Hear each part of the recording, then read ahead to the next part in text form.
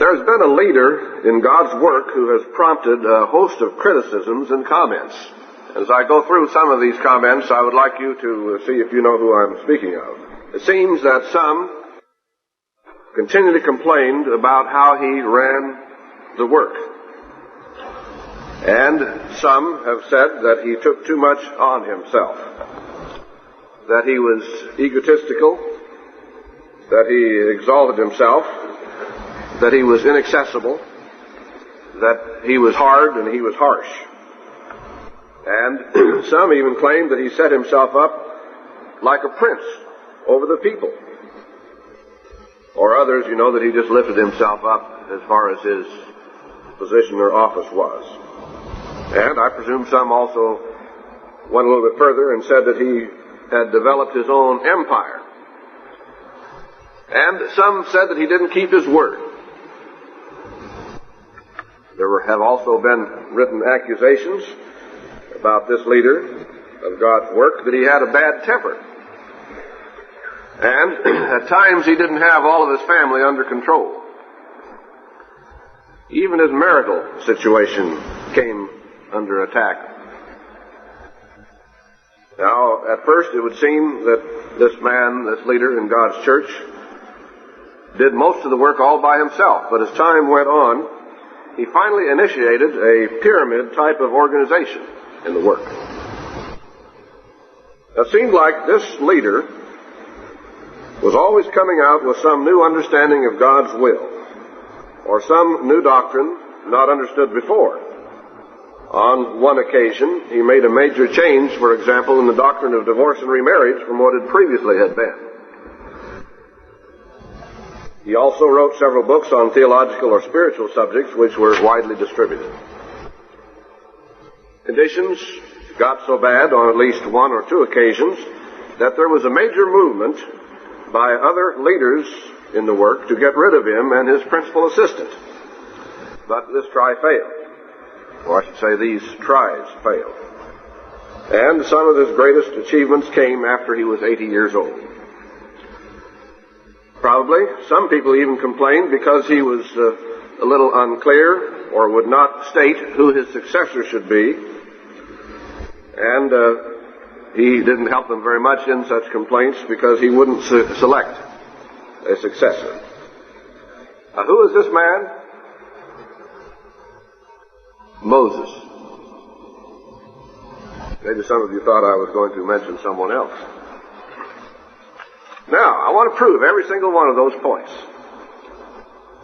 Let's go back to the beginning here, where I said that there had been a leader in God's work. Well, I think Moses was in God's work, was he not? And I believe sincerely that he prompted a host of criticisms and comments, did he not? Or have you ever read the book of Exodus and Numbers and Leviticus and Deuteronomy? I won't go and prove every single one of these points. I assume that you've read the book because some of the answers are so obvious. It seems that some continually complained about how he ran the work. And so you look in those particular books of the Bible and you see that the people murmured on this occasion and they murmured on that occasion and they murmured on another occasion. And I checked one concordance yesterday, and the word murmur or murmuring or murmured and so forth was used at least 21 times back in those particular books, those 4 books. Now, some said that he took too much on himself, and of course there are whole chapters on that subject. Let's turn to the book of Numbers, chapter 16, to one of the prime examples of this. And several of the points that I mentioned come from this book, of course, and this chapter, Numbers 16. And, in fact, later I'm going to refer possibly back to things in this chapter. Chapter 16, and starting at verse 1. Now Korah, the son of Izhar, the son of Kohath, the son of Levi, and Dathan and Abiram, the sons of Eliab, and On, the son of Peleth, sons of Reuben, took men. Now, when you check here the relationship, you'll see that apparently Moses and Aaron were cousins of this man Korah. And so he was sort of in the family, just being a cousin, and you know how familiarity sometimes breeds contempt. And they rose up before Moses with certain of the children of Israel, 250 princes. These were not, you see, rank and file members of the congregation, and that was the congregation in the wilderness, according to the book of Acts. But here were leaders now. Not, as I said, rank and file. Not people who had not had experience or were not involved in the organization or the government of the people at that particular time, but 250 princes of the assembly, famous in the congregation, men of renown. And they gathered themselves together against Moses and against Aaron and said unto them, "You take too much upon you." And that's what I said here to start with in this particular section. Some have said he took too much on himself. And here's where I get that from. Seeing all the congregation are holy. You see, we're all holy, we're all together, and so we ought to vote, we ought to have committees to decide these things, rather than you, Moses, deciding all of these things. Every one of them, and the Lord is among them. Wherefore then lift you up yourselves above the congregation of the Lord. So they're saying here, you lifted yourself up, you put yourself in that position. God didn't do it. And yet if you read the rest of the book of Numbers, and also in particular the book of Exodus, you'll see that God placed him in the position that he was in. Now, I won't read all of the details here, because surely you have read them before several times. And in a few verses here, Moses says, in essence, why is it, that you want to take somebody else's job? Here you are Levites, and you're wanting now to have the priesthood, which in some senses you might say was a higher calling. And they were apparently wanting to take over and to exalt themselves. And so Moses sent to some of these men to come up to see him, but they said, verse 12, "We will not." Verse 13, continuing what they say, "It is a small thing that you have brought us up out of the land that flows with milk and honey to kill us in the wilderness, except that you make yourself altogether a prince over us." Here is that place where I said, that some said that he was sort of like a prince over them. "Moreover, you have not brought us unto a land that flows with milk and honey, and given us inheritance of fields and vineyards. Will you put out the eyes of these men? We will not come up." Now, another thing that I mentioned was that they said he didn't keep his word. Well, here is that place. Because they're, in essence, saying at this particular point, you said you were going to take us into the promised land, into the land flowing with milk and honey, and here we are out here in the desert, in the wilderness, and we don't have any of these things. Therefore, Moses, you're a liar. Verse 15, "And Moses was very wroth." Now, we will have more to say about that a little bit later, when we come to the next point after we finish this chapter. But here is one place where it says that Moses was very wroth or angry. And he said, "Respect not their offering." He says this now to God. He says, "I haven't taken one ass from them, neither have I hurt one of them." So Moses here is saying, well, I haven't taken anything from those people, and here they are accusing me of all of these terrible things. Sure, you know what happened here over the next middle part of the chapter, that this man Korah and those with him were swallowed up by the ground and died and perished. Let's go on, though, to verse 41 to see now the general attitude of the people even after this had happened. You'd think, when they saw that, they'd realize, well, that's God's judgment. Those people were wrong, and therefore we should worship God and respect Moses. But on the morrow, all the congregation of the children of Israel murmured against Moses and against Aaron, saying, "You have killed the people of the Lord." Moses, you opened up the earth, and you threw all those people down in there, and then you closed it up again. Well, on one occasion, and I don't know if we'll take time to read it, they were even taking up stones to stone Moses and Aaron. In verse 49, we see now that 14,700 people died of a plague that came to God as a result of this rebellion of these 250 people and their leaders, and also some of the other people that sort of got in the same attitude and followed. So I think that it's very clear there from this that the comments that I made that he took too much on himself were taken right out of the Scriptures, and that he supposedly exalted himself, which we saw, that he was inaccessible, and when you consider a congregation of 2.5 or 3 million, however many there were, and that, as we'll see a little bit later, they had a sort of a pyramid type of organization or government. Who was it that got to speak to Moses? I don't suppose very many did, because Moses was only one man and he couldn't talk to very many people. And they thought he was hard and harsh. Why? Because he didn't do what they wanted sometimes. Now, let's go on and cover this subject next about the temper of Moses. I read to you Numbers 16, verse 15, but let's turn to another one or two. Exodus 32 is another example. Exodus 32. And notice starting in verse 19. This is the time now when Moses had been up on the mount for 40 days and 40 nights. And as he came down from the mount, he saw the dancing and so forth. Verse 19, it came to pass, as soon as he came nigh or near unto the camp, that he saw the calf. This is the golden calf they had made, and the dancing. And Moses' anger waxed hot. And he cast the tables out of his hands and broke them beneath the mount. Now, as he was so angry, he took these very precious stones that God had cut out with his own hands, and on which he had written the 10 Commandments, and he threw them to the ground. That's how mad he was, as we would say, mad or angry. Then let's notice chapter 31 of Numbers. Numbers 31. Numbers 31 and verse 4. I'm sorry, that's not the right verse. I have to skip that one. I've got the wrong text there. There are some others anyway, but at least those two I think should be sufficient to show you that Moses sometimes could get angry.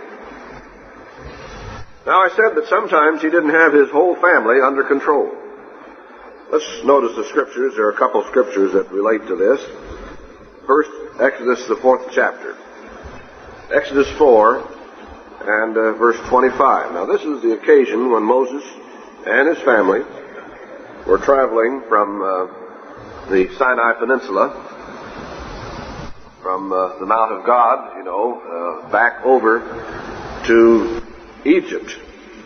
In chapter 4, in verse 25, maybe I should read verse 24. And it came to pass, by the way, in the end, that the Eternal met him and sought to kill him. Then Zipporah, that's Moses' wife now, took a sharp stone and cut off the foreskin of her son and cast it at his feet and said, surely a bloody husband are you to me. So he let him go. Then she said, a bloody husband you are because of the circumcision. Now, we don't have all the details here, and I haven't time to read, for that matter, even all the details in this particular place. But what had happened as they were going along here, something happened that where God apparently was going to kill Moses or kill his son, whichever the case may be. Why? Because of, apparently, in this case, rebellion or disobedience. Because God had commanded, back even before this time, to Abraham that all of the males of Israel were to be circumcised. Of course, at that time there was no Israel, but that came a little bit later. In other words, the descendants of Abraham were supposed to be circumcised. And Moses undoubtedly knew this. And he had not circumcised his children. Why didn't he circumcise his children, his two sons? Well, it would seem like because of his wife.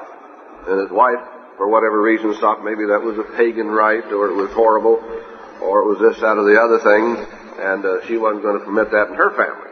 So her two sons weren't circumcised, and apparently Moses wasn't able to, at that particular point, to rule his house, his family. And so here the sons remained uncircumcised, and so God now was going to take drastic action, and Moses and Zipporah both knew why.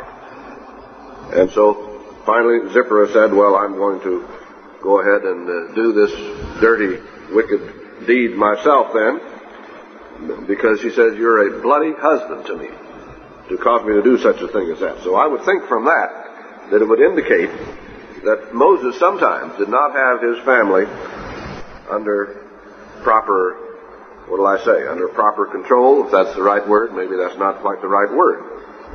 But at this particular point, apparently, and of course the Scripture doesn't tell us for sure, but apparently at this point, the family problem became so great that Moses sent Zipporah back home. Now let's turn to chapter 18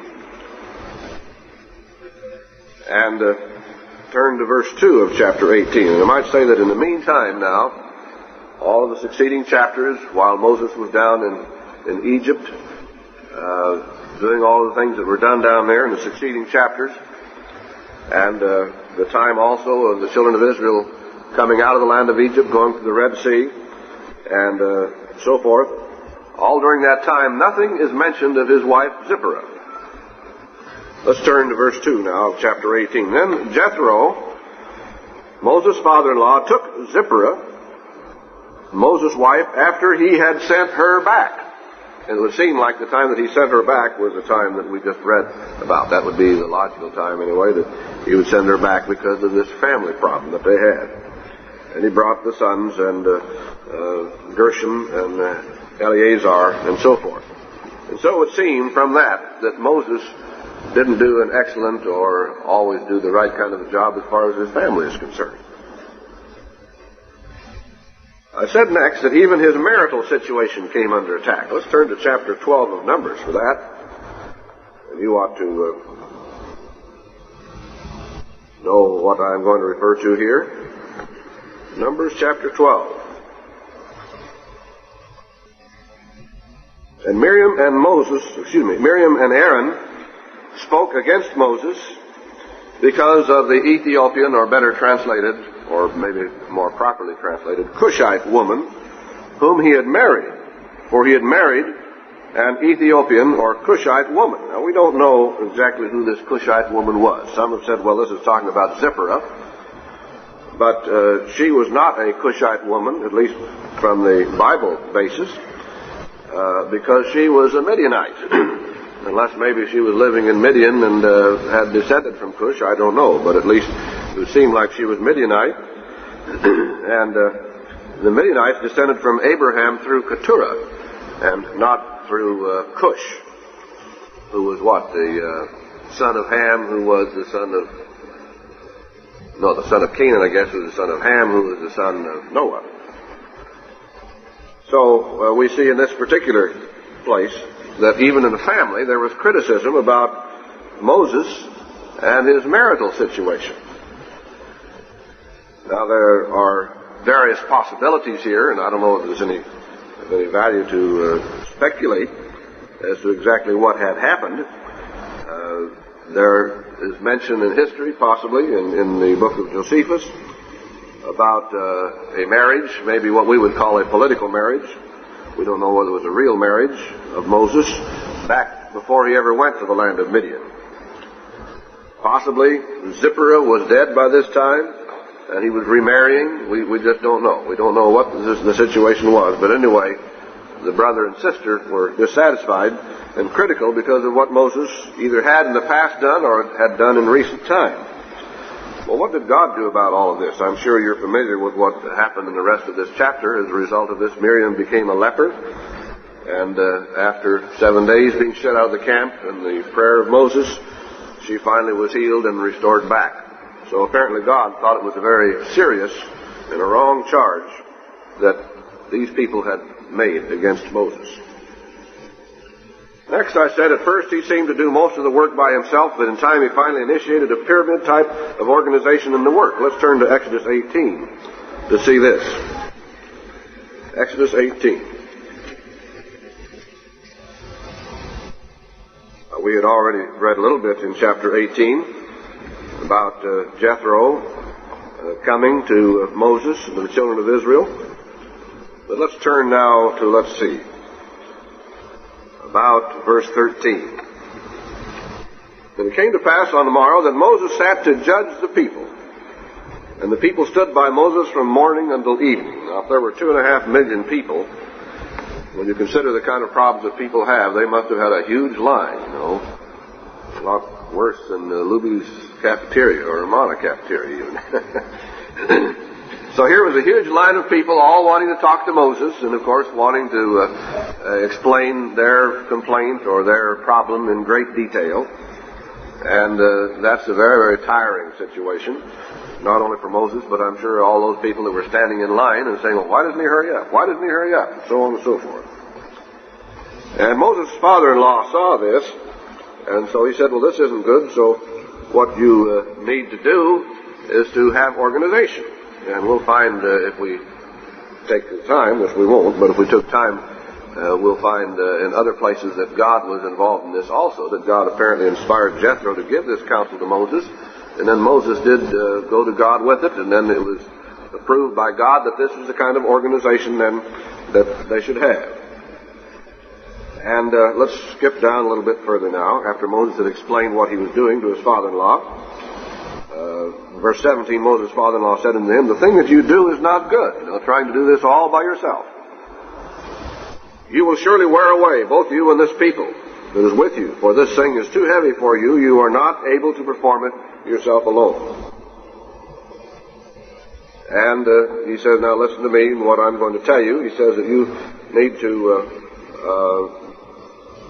let's pick it up, verse 20. And you shall teach them, that is, those that are going to assist you, ordinances and laws, and shall show them the way wherein they must walk, and the work that they must do.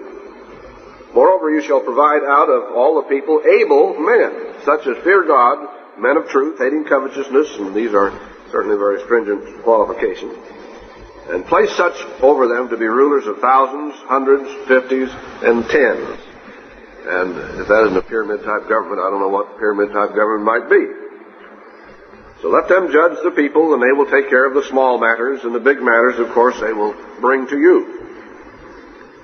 And so Moses did this, verse 25. He chose able men out of all of Israel, and made them rulers over thousands, hundreds, fifties, and tens, and they judged the people at all seasons or at all times. And the hard causes they brought into Moses, but every small matter they judged themselves. So that's all we need to read at that particular point. So you see, you start out with, he did most of the work by himself, and in due time initiated a pyramid type of organization in the work. Now next, it seems that this leader was always coming out with some new understanding of God's will. If you don't understand that, just read the 5 books. I think you'll see that he's always coming out with something new, isn't he? That people didn't know about, or some new doctrine not understood before. On one occasion, he made a major change in the doctrine of divorce and remarriage from what it previously had been. Now, you thought I was talking about somebody else, didn't you? Now, I want to show this in the Scriptures. It's not my word, but in the Scriptures. And for this, let's turn to the New Testament. Matthew 19. Matthew 19. I haven't time to read this whole section, but it's on the subject of divorce and marriage and remarriage. Verse 7 and 8 tells the story. They say unto him, and we're sort of breaking into the thought here, why did Moses then command to give a writing of divorcement and to put her away? So they're referring back to what Moses said back in Deuteronomy 24, verse 1, and so forth. And also there's some other points places that touch on the point, but I think that's mainly the place. And telling that under certain conditions they could divorce. And so they say, why did Moses do this? Now here's what Christ said. He said unto them, Moses, because of the hardness of your hearts, suffered or permitted you to put away your wives under the circumstances that are mentioned back there. But from the beginning it was not so. All right. Doesn't that say that what had been from the beginning that Moses changed in regard to divorce and remarriage? That's what it says to me anyway. Next, I said he wrote several books on theological or spiritual subjects, which were widely distributed. They're called Genesis, Exodus, Leviticus, Numbers, and Deuteronomy. Sometimes called the Law, sometimes called the Pentateuch. Next, I said conditions got so bad on at least 1 or 2 occasions that there was a major movement by other leaders in the work to get rid of him and his principal assistant. Now, I read to you a little bit from chapter 16 of Numbers, where that took place, because, there were 250 other leaders or princes in addition to Korah and Dathan and Abiram and so on. And I also mentioned that this try failed. Now let's notice another one in chapter 14 of Numbers. Numbers 14. Numbers 14. On this particular occasion now, this was after the 12 spies had gone into the promised land and made their tour.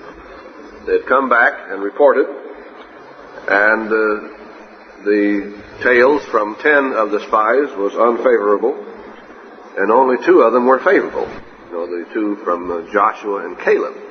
And Joshua and Caleb said, we can go in and take the land, and it's a wonderful and a beautiful land. And the others said, that there are giants in the land, and they have great walled cities, and we'll never be able to take all those people. And so the people then decided they didn't want to go into the land of Palestine or the land of Canaan after all. Verse 1 of chapter 14, and all the congregation lifted up their voice and cried, and the people wept that night. And all the children of Israel murmured, here's one of those many places, murmured against Moses and against Aaron, who was, I think you would say, his chief assistant, would you not? And the whole congregation said unto them, would God that we had died in the land of Egypt, or would God we had died in this wilderness? And wherefore has the Eternal brought us unto this land, to fall by the sword, and our wives and our children should be a prey? Were it not better for us to return into Egypt? And they said one to another, let's make a captain, let's select a new leader, let's elect a president, or let's elect an apostle, or let's elect a minister, or whatever you might want to say, and return back to Egypt. Well, this failed also as far as that's concerned. Let's notice 1 or 2 other things. In verse 10, but all the congregation bade stone them with stones. And so I suppose some people were shouting, stone them, as far as Moses and Aaron were concerned. All right, then comes another point here that I'll bring out a little bit later. But the result of this was, of course, that God decreed that all of those people from 20 years old and under were going to die in the wilderness, and that they were going to wander in the wilderness for 40 years. And they'd already wandered about 2 of those years, so they had about 38 left. You'll see in verse 33 and verse 34 about the 40 days, day for a year, and so forth, and so on. Next, I said that some of his greatest achievements came after he was 80 years old. And of course, it was when he was 80 years old that he went to Egypt and then led the children of Israel out of the land of Egypt. Next, I said probably some people complained because it was unclear who his successor was to be. And he didn't help them much because he wouldn't select a successor. I'd like to turn to Numbers 27 in regard to this, about the leader in God's church. And some people murmur and complain and bellyache and criticize and so forth, doing exactly the same thing these carnal, rebellious Israelites did. We have some of their descendants among us, Numbers 27, verse 15. Some people think, Mr. Armstrong should appoint a successor. Well, Mr. Armstrong says he can't appoint a successor. That's not his responsibility. That's not his job. God's the one that has to do that. Now, if that were necessary, God would do it at the proper time, just as he did at the proper time back here. Numbers 27 and verse 15. And Moses spake unto the Eternal, saying, now at this time, you see, Moses was 120 years old, and he knew that he was going to die shortly, that he was not going to go into the promised land, and there's no successor. Now who's going to take his place? I suppose from the vantage point of the people of that time, there might have been a lot of prospects. Moses spake unto the Eternal, saying, let the Lord, the God of the spirits of all flesh, set a man over the congregation, in other words, a man to succeed me, which may go out before them, and which may go in before them, and which may lead them out, and which may bring them in, and the congregation of the Lord be not as sheep which have no shepherd. And the Eternal said unto Moses, take you Joshua, the son of Nun. Now who selected Joshua? Moses didn't. God did. Moses could not. Moses didn't appoint himself. nor could he appoint a successor, because this was God's work, this was God's doing, only God could do that. Now, God made it known through Moses, but it wasn't the selection of Moses. Now, maybe I presume Moses agreed wholeheartedly with God's choice, but God was the one that made the selection. Take you Joshua the son of Nun, a man in whom is the Spirit, and lay your hand upon him, and set him before Eleazar the priest, before all the congregation, and give him a charge in their sight, and you shall put some of your honor upon him, and all the congregation of the children of Israel, that all the congregation of the children of Israel may be obedient, and so forth. And so then that's what Moses did. Now, we have seen some of the things that Moses was accused of, some of the things that Moses accomplished, but let's learn a little bit more now about this man Moses. First, I want to point out some of the more human failings of this man Moses. Some of them we have seen already, and some I'll refer back to again maybe. Some of them maybe you haven't thought of. I won't turn to this one, but you all know it. In Exodus, the 2nd chapter, verse 11 through 14, you'll see that Moses committed murder. He was a murderer, and then shortly thereafter he was a fugitive from justice for 40 years. Next, let's turn to the book of Numbers again, and chapter 20. Now, there are two places that this is referred to, and one of them in chapter 27. I think we were just in chapter 27 a moment ago, but let's go to chapter 20 of Numbers, starting in verse 7. Numbers 20 and verse 7. And the Eternal spake unto Moses, saying, now this is the time when they had come to Meribah, and there was no water. Verse 2. And the Eternal spake unto Moses, and I want you to watch now real carefully what God's instructions are. Take the rod. This is the rod now that Moses had when he was down there in Egypt, when those great miracles were performed. At least I presume it was the same rod. Take the rod, and gather you the assembly, or we might say the church, because the word assembly or congregation or church are all synonyms. Gather you the assembly together, you and and Aaron your brother, and speak you unto the rock.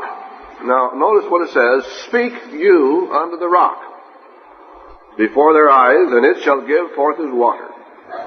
And you shall bring forth to them water out of the rock. So you shall give the congregation and their beasts or their animals drink. And Moses took the rod from before the Eternal as he commanded him. And Moses and Aaron gathered the congregation together before the rock. And notice what he did. He said unto them. Now what did God say? God said, you speak to the rock. Hear now, you rebels. And I think by reading the whole story, they were rebels all right. God knew it, and Moses knew it, that they were rebels. But he says, hear now, you rebels. It sounds to me like Moses now had the last straw, so to speak. He had come to, I guess, maybe his sticking point in regard to this rebellious, stiff-hearted, stiff-necked Israelites. Hear now, you rebels, must we, Moses and Aaron, must we fetch you water out of this rock? Well, now, how was he going to fetch water out of that rock? By himself. And Moses lifted up his hand, and with his rod he smote the rock. Now, where did God say to smite the rock? God didn't. What did God say? He says, take the rod, gather you the assembly together, you and Aaron your brother, and speak unto the rock. He wasn't speaking to the rock, he was speaking to the people.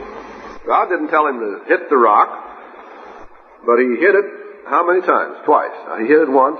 Why did he do it twice? Well, he hit it once and nothing happened, I presume. And so he did it twice.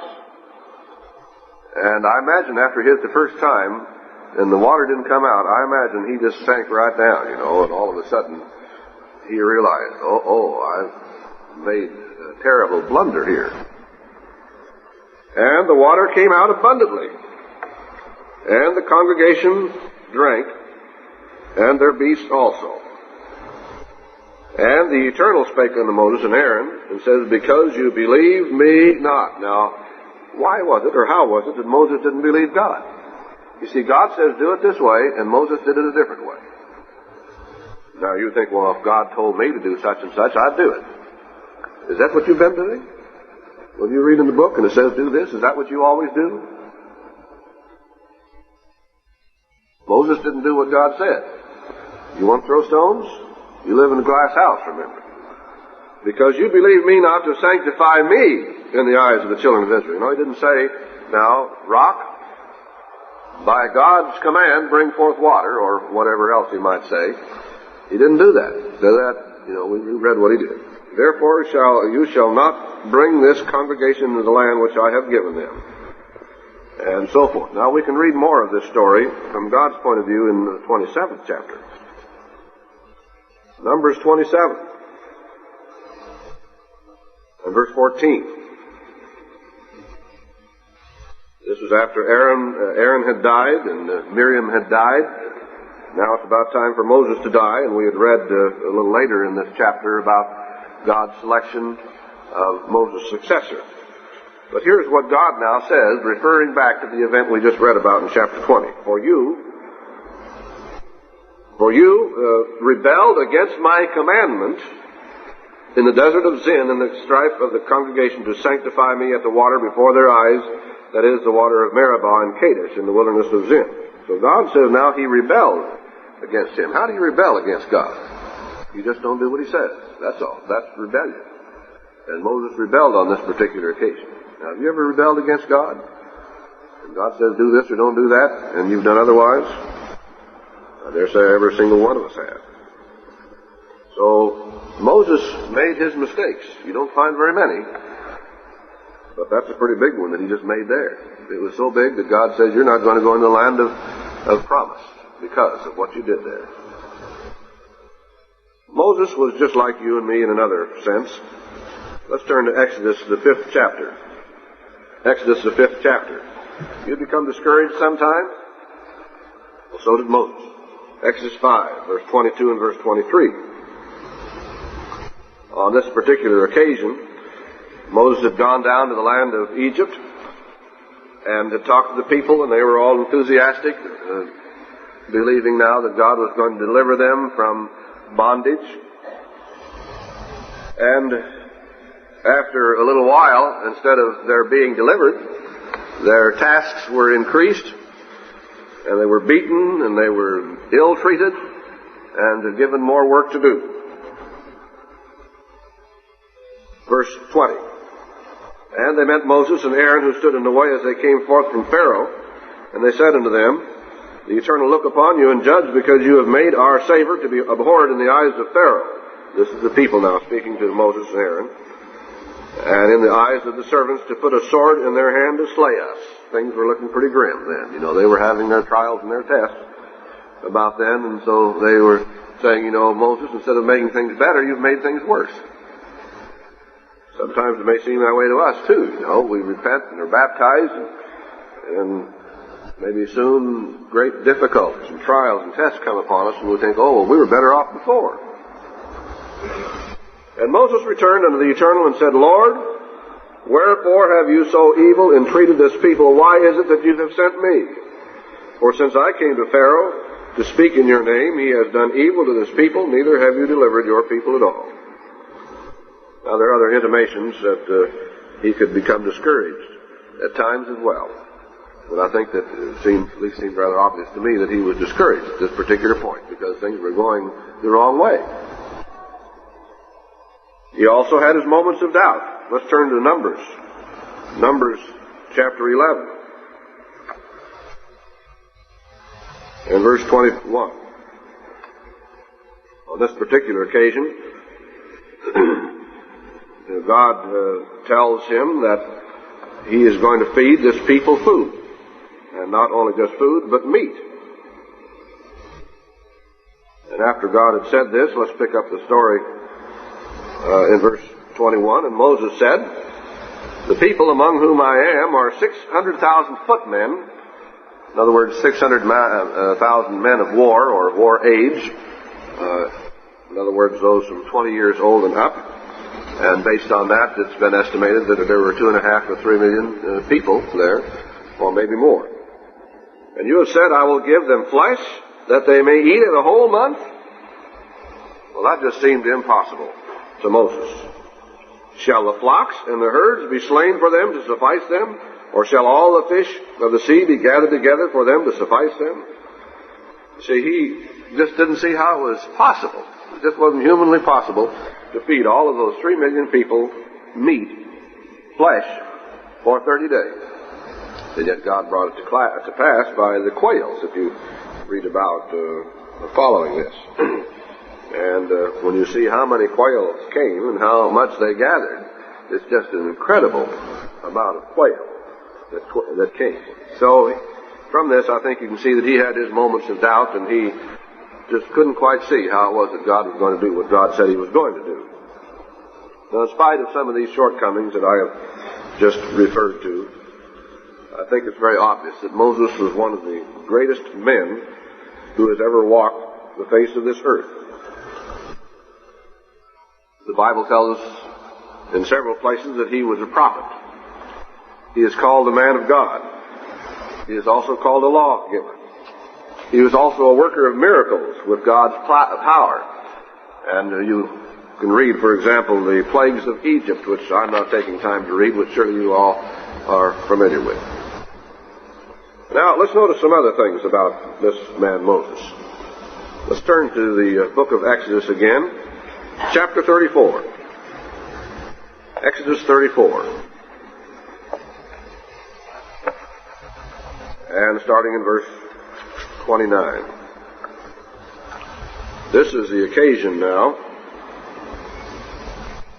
when he spoke face to face with God. Chapter 34, verse 29.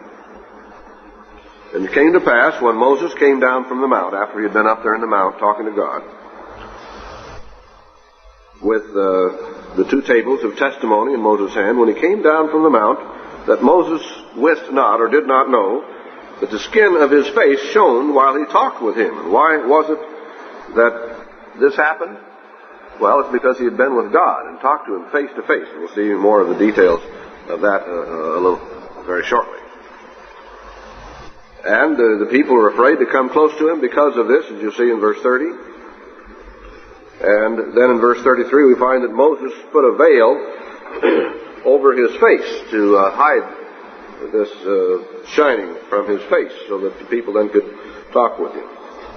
Now, go back to chapter 33. The previous chapter, we'll see some of the details about this. Verse 11. And the Eternal spoke unto Moses face to face, as a man speaks unto his friend. Now, usually when God has spoken to people down through the millennia, he has spoken by visions or by dreams or through his prophets. Of course, Moses was a prophet, but you don't very often find where God spoke face to face, especially in the manner that he did here with Moses. And he turned again into the camp, but his servant Joshua the son of Nun, a young man, departed not out of the tabernacle. And Moses said unto the Eternal, You say unto me, Bring this people, and you have not let me know whom you will send with me. Well, let's skip on a little bit. He wants now to be shown the way so he might know what to do. And let's skip down to verse 17. And the Eternal said unto Moses, I will do this thing also that you have spoken, for you have found grace in my sight, and I know you by name. Now, I've skipped over one little place here now where he asked that he could see God. Oh, it's just verse 18. And he said, I beseech you, show me your glory. In other words, I want to see you in your glory, in your glorified state, not just as another human being, but as you really are.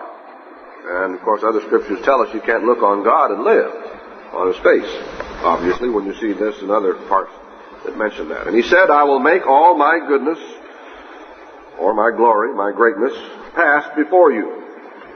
And I will proclaim the name of the Eternal before you, and will be gracious to him to whom I will be gracious, and will show mercy on him on whom rather I will show mercy. And he said, You cannot see my face, for there shall no man see me and live. And the Eternal said, Behold, there is a place by me, and you shall stand upon a rock. And it shall come to pass, while my glory passes by, that I will put you in a cleft of the rock, or I guess we would call it sort of a cleft, and I will cover you with my hand while I pass by, and I will take away my hand, and you shall see my back, or my back parts, but my face shall not be seen. And so that's what happened, and as a result of that, we saw in the next chapter, chapter 34, how that his face shined as a result of this exposure to God himself. Now let's notice in the New Testament where this is referred to again. 2 Corinthians 3. 2 Corinthians 3. And verse 7. He talks here now about the ministration of death, or the administration, we might say, of death, which Moses had. Written and engraven in stones, was glorious, so that the children of Israel could not steadfastly behold the face of Moses for the glory of his countenance, which glory was to be done away, and so on. So it is referring back again to that glory on Moses' face, when his face shone when he came down from the mount. And then again in verse 13, and not as Moses, which put a veil over his face, that the children of Israel should not steadfastly look to the end of that which is abolished, and so on. Just a couple of references to the fact that his face shone brilliantly from being in God's very presence. Now, you don't read that about anyone else in the whole Bible. And yet here is this man Moses that was actually able to look on God in his glory, not at his face, but in his back. And that's the only account you'll find in the Bible of anyone doing that, of God showing his glory to any one individual. Let's notice another thing that Moses did in the 9th chapter of Deuteronomy. This is mentioned in other places, but I have selected the place in Deuteronomy because in the same chapter we find two aspects of this. Deuteronomy 9 and verse 9. He's talking about the time when he went up to receive the tables of the covenant, the Ten Commandments. And in verse 9 he says, When I was gone up into the mount to receive the tables of stone, even the tables of the covenant which the Eternal made with you, then I abode in the mount 40 days and 40 nights. I neither did eat bread nor drink water. So he didn't eat bread nor drink water for 40 days or 40 nights. Then he came down. The people had turned to idolatry, as we read at least briefly about earlier. And he became angry. He threw those tables on the ground and broke them.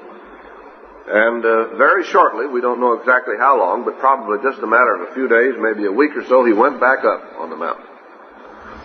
Then in verse 18, he tells a little bit about that. And I fell down before the Eternal as at the first. That is the time he had referred to in verse 9. 40 days and 40 nights. So now he is back there and he does this 40 days and 40 nights again.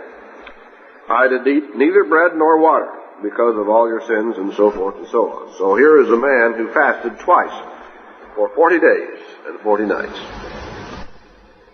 And some of us have trouble in fasting a few hours or a day or so.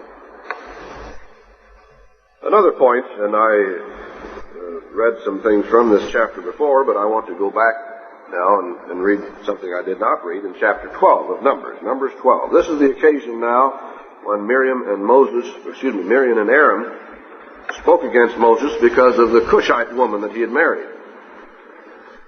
And verse 3, this is written in the Scriptures, Now the man Moses was very meek. Now do you think that Aaron and Miriam thought he was very meek? I doubt they did, or they wouldn't have made this charge against him. Do you think that Korah and Dathan and Abiram and those 250 princes of the congregation, do you think they thought that Moses was meek? No, they thought he was exactly the opposite. It says, above all the men which were upon the face of the earth. And I don't remember of another single person in the Bible, with the exception of Christ, of course, where the Bible speaks of them as being so meek. Here was a man that was possibly the most meek man, except for Christ, who has lived and died on the face of the earth. And yet the people thought he was exactly the opposite, so many of them. Now there's something else we might notice in Deuteronomy 34 in regard to this as well. Now this doesn't necessarily speak about that aspect of his character about his being meek, but we find now sort of a summary of Moses after his death. Let's start reading in verse 10. This is after he died now. Verse 10, and there arose not a prophet since in Israel. Now, he's called here a prophet. And at the time of the editing or the final writing of the book of Deuteronomy, it says, there's never been a prophet like him since in Israel, like unto Moses, whom the Eternal knew face to face. And in all the signs and the wonders which the Eternal sent him to do in the land of Egypt, to Pharaoh, and to all his servants, and to all his land, and all that mighty hand, and all that great terror which Moses showed in the sight of all Israel. So here we find a little bit more about the character of this man Moses, and what he did, and how that what happened to him and what he did was a rather singular experience that did not happen since in his relationship with Almighty God. Now let's notice a few scriptures even in the New Testament about this great man Moses. First in the book of Hebrews. The book of Hebrews. And chapter 3. In this particular case, it's emphasizing, of course, Christ and his role and his relationship to God's people. He's called in verse 1, the apostle and high priest of our profession, Christ Jesus. Verse 2, who was faithful to him that appointed him. That is, Christ was faithful to him that appointed him. In this case, the Father appointed him. As also Moses was faithful in all his house. All right, so he shows that Christ was faithful just like Moses was faithful, comparing Christ to Moses. And if we had time, we would have gone back maybe and also read how that Moses prophesied of one who would follow that was going to be like him, another prophet, speaking of Christ. But here it says he was faithful in all his house, and yet we've seen some of the mistakes that Moses made. There weren't many, but there were some.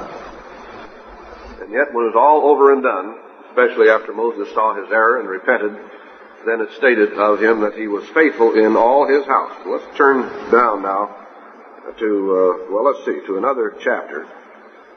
It does mention this, though, another place here. Let me find where that is. Oh, in verse 5, that's what I wanted to come to. And Moses verily was faithful in all his house as a servant for a testimony of those things which were to be spoken after. This whole little section here now refers to Christ and also his comparison with Moses. Now to chapter 11 of Hebrews. Hebrews 11. This is, of course, that very familiar faith chapter of the Bible. Hebrews 11. And let's read the little section here about Moses. And we'll start in verse 23. Even though, to start with, it's not talking about him personally so much as it is his parents.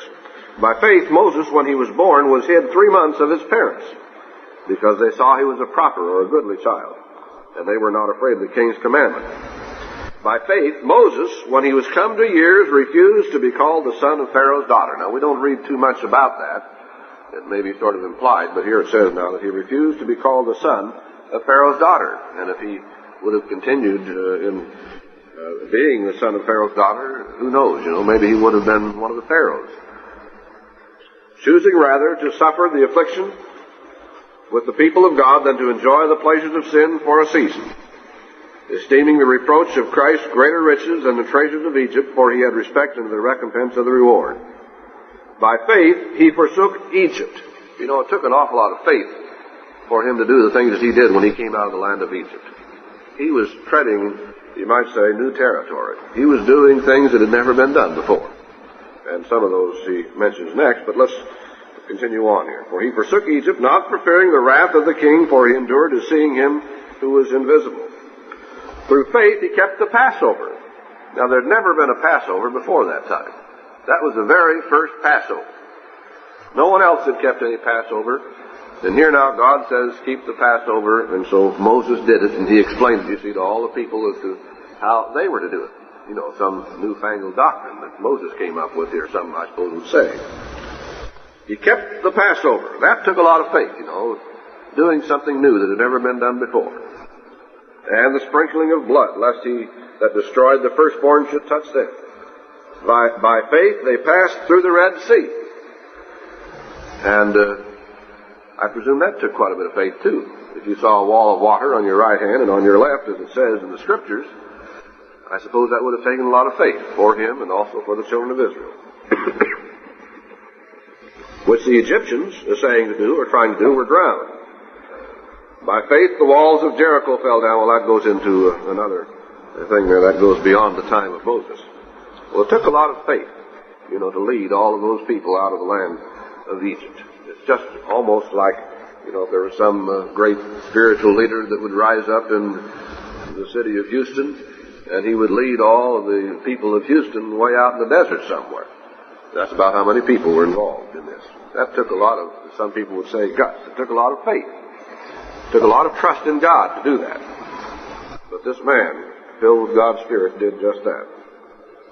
Now, let's go back to another aspect of Moses and what happened to him and what he did. Numbers 14.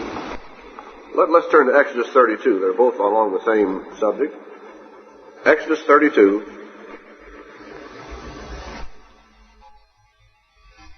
And maybe we should get the context here. This is the time now when the golden calf had been made. Moses was still up on the mount, and God told him a little bit of what had happened. You notice that in verse 7 and 8. And verse 9, and the Eternal said unto Moses, I have seen this people, and behold, it is a stiff-necked people. Now therefore let me alone, that my wrath may wax hot against them, that I may consume them, and I will make of you a great nation. So God says here, they've rebelled against me, they have not obeyed me, so I'm going to destroy the whole lot of them. And I'm going to make of you a great nation. Now here was Moses' golden opportunity.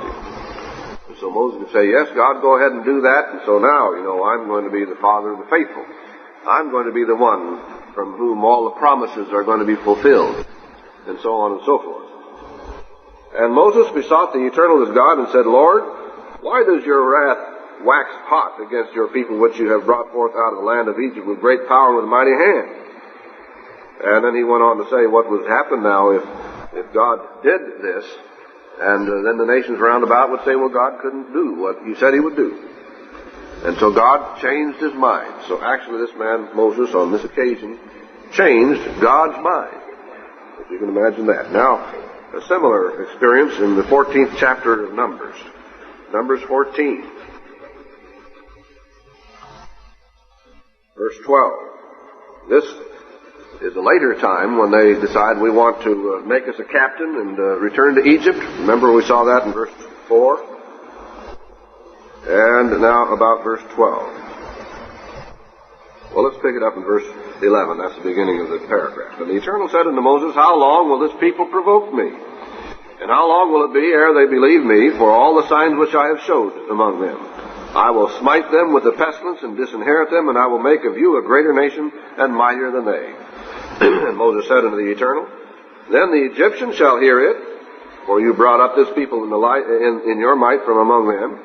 And they will tell it to the inhabitants of this land, for they have heard that you, Eternal, are among this people, that you, Eternal, are seen face to face, and that your cloud stands over them, and that you go before them by daytime in a pillar of a cloud and in the pillar of fire by night.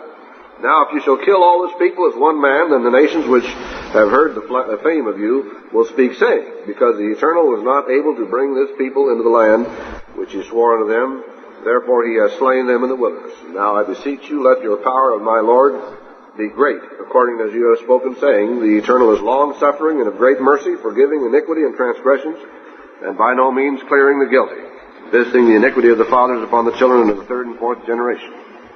Pardon, I beseech you, the iniquity of this people according to your greatness of your mercy, and as you have forgiven this people from Egypt even until now. And the Eternal said, I have pardoned according to your word. Now, on this particular occasion, he prayed for the children of Israel, and God spared their lives. And did they appreciate it? They continued right on in their murmuring and their complaining, didn't they? All right, now I would like to turn over to one of the Psalms. The 90th Psalm.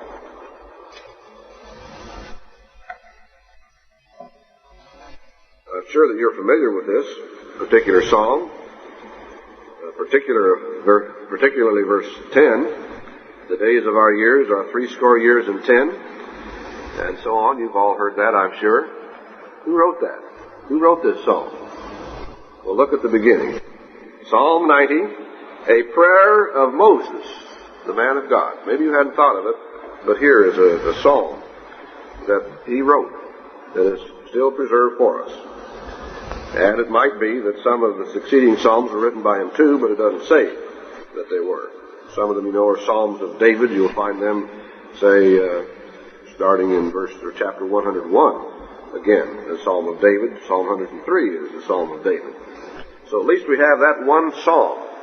And I'm familiar, at least part of it is familiar to everyone. Even people who aren't familiar with the Bible, as far as that's concerned, have heard certain things about Psalm 90, written by Moses. Let's read also, or notice also, the book of Revelation. Revelation chapter 15. You read about Moses just about from the beginning to the end of the Bible. 15 verse 3. This is speaking now of the angels having the 7 last plagues. And there is a song now, verse 5. And they sing the song of Moses, the servant of God, and the song of the Lamb. And it goes on and tells a little bit about that. So here, even in the book of Revelation, we read about some of the sayings or the writings of the songs of Moses. And Matthew 17. Matthew 17.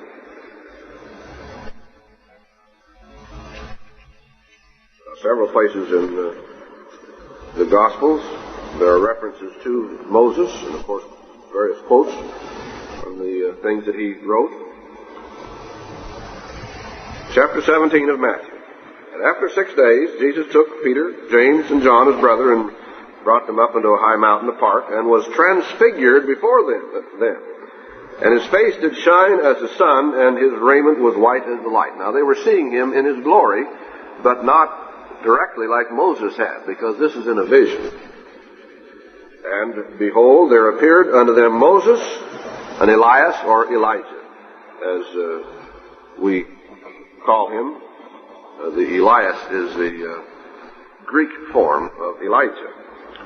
And I'll just point out verse 9, which mentions that he says, tell the vision to no man, showing that this was a vision. But what was happening here was that these 3 men, James and Peter and John, in fulfillment of what had been written just in the previous chapter in the last couple of verses or so, particularly the last verse, that they were able to see Moses and Elijah and Christ in the kingdom of God. In other words, taken forward more or less 2,000 years to the establishment of God's kingdom on earth, and there seeing Moses and Elijah and Christ in glory, you might say, or in their glorified state. It's called the Mount of Transfiguration as a result of that, showing that Moses is going to be in God's kingdom, as though there were any question about it. I'm sure there was no question about it, but there we see that. Now, what is the lesson in all of this? I've spent quite a bit of time now going over these various points. People have criticized and murmured against God's leaders in just about every age. And I think that the account that we have just read is the most detailed of that kind of a problem. But if you read through that section of the Bible, Exodus and Leviticus, Numbers and Deuteronomy, you're continually seeing about people complaining about the leaders that God sent at that particular time. And no matter how great those men were, no matter how spiritual they were, no matter how close to God they were, no matter what their relationship was with God, the people still murmured about them. And here was a man, Moses, who talked face to face with God and accomplished all those great things, and yet the people were unappreciative and they were complaining, sometimes very bitterly. Now today is no exception. these very same complaints are being made against God's leader in this age. Now, if God would have called somebody else instead of the one he did call, you can be sure that some of the people would complain just as bitterly against him as they have the one that God has chosen. Because no matter who God chooses, no matter what his personality or his character or what he looks like or what he does or doesn't do, people are going to bitterly accuse and complain. Now, it isn't so bad when the world does and when they write terrible things about us, but when we find that some people in the Church of God speak against God's leaders, then it's very sad. Then it's very pathetic. People that have the Bible and can look in there and see warnings about the very same thing. Now, when I was going through those first points as I read to them, you probably thought I was talking about Mr. Armstrong. In fact, I read those questions or those comments and so on to a minister just 3 days ago. I said, you know who I'm talking about? He said, yeah, Herbert W. Armstrong. Maybe I didn't fool any of you, but I fooled him. And I wasn't talking about our present leader, the one that God has sent in this age. I was talking about one 3,500 years ago. With this in mind, I'd like to go to the book of 1 Corinthians. 1 Corinthians, chapter 10. Now, this is a very familiar scripture, surely, to all of us. And a warning for us about the very kind of thing I'm talking about. Now, it also warns about a few additional things, but it talks about the thing that we have been reading about. Moreover, brethren, I would not that you should be ignorant how that our fathers were under the cloud and all passed through the sea, and they were baptized in the sea and so forth. They ate the same spiritual meat and so forth. That Christ was with them, as we saw. Verse 5, but with many of them God was not well pleased, for they were overthrown in the wilderness. And we read a little bit about some of those things. Now these things were our examples to the intent we should not lust after the evil things as they also lusted. Now that is a different part of the story about their lust. And verse 7 tells us about their idolatry, which again is a different thing. Verse 8 tells us about their fornication, which is another matter. And verse 9, neither let us tempt Christ, as some of them also tempted and were destroyed of serpents. And verse 10, neither murmur you, as some of them also murmured, and were destroyed of the destroyer. Now there is plain instruction in the New Testament that we should not do what some of us are doing in complaining about the leadership in the Church of God, and disagreeing with the leadership in the Church of God, criticizing the leadership, and saying all kinds of evil things, and spreading all kinds of evil rumors that may or may not be so, and usually they're not so. Now verse 11, for all these things happened unto them for examples, or ensamples, or types, and they were written for our admonition. And some of us do not learn the lesson. They are written for our admonition, upon whom the ends of the world are come. Wherefore let him that thinks he stand take heed lest he fall. Well, that's quite a warning, a very solemn warning, I think, for every one of us, to beware that we do not make the same mistake that those people did. And sadly, some in the Church of God have done that, have made that mistake, and are no longer with us. And sadly, there are still some in the Church of God who are committing those very same things. Now, if the leadership in the Church of God does make mistakes, or does make a mistake, and I grant you that they do on occasion, same as Moses did, or they commit some sin, and I agree that they do not lead perfect lives always. I think they lead much better lives than we do, but I grant that they may have sinned on occasion, just as Moses did, and just as you do, and just as I do. God will take care of those things. We don't have to complain. We don't have to take matters into our own hands. We don't have to proliferate a lot of false or other rumors. Rather, we need to hold up the hands of the leaders that God has sent, just as they did Moses' hands on one occasion. I'm sure you remember that particular occasion where Aaron and Hur held up the hands of Moses. Brethren, let's hold up the hands of the leaders in God's church instead of making the terrible mistake that those carnal Israelites did 3,500 years ago.